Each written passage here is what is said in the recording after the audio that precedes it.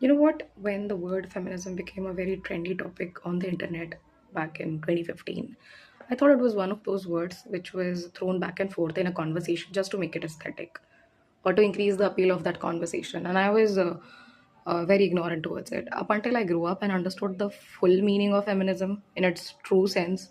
I was like, oh, maybe I was a part of the system far more early than the word feminism ever existed. Because let me tell you, I have never been burdened with the idea of those orthodox mindset or people in the society kind of guarding my choices because my mother never allowed it. I have never been questioned or I have never been, you know, stopped from thinking, having choices, or having a mind of my own, a brain, a mouth that is unapologetically extrovert as well as outspoken. And no, I have been into a very, amount of trouble when it comes to speaking. But again, I had a support system that did not let me sort of back off.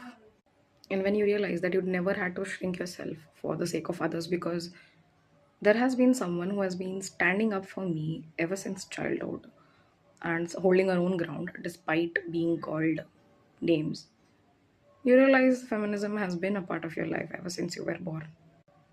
But I've always felt that, you know, I'm not the typical good girl according to the societal standards because she never forced me to shrink myself just for a praise. Good girl, you say.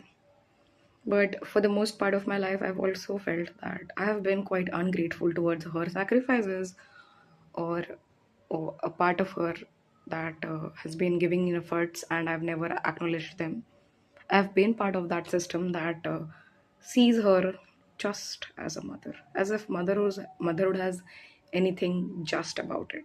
Because I have felt that motherhood is a profession that demands every version of a person at once: a cook, a caretaker, a therapist, a company, a manager, an emotional support system for each and every individual of the house. And surprisingly enough, nobody call that an actual job, an offer. They don't even pay them. There's no money, which equals to no respect as well. Because let me tell you, if a child succeeds, they would open handedly come up to congratulate a father. But if a child fails or it says or does something weird, the mother is to be blamed. I mean, संस्कार नहीं दिए क्या अपने बच्चे को?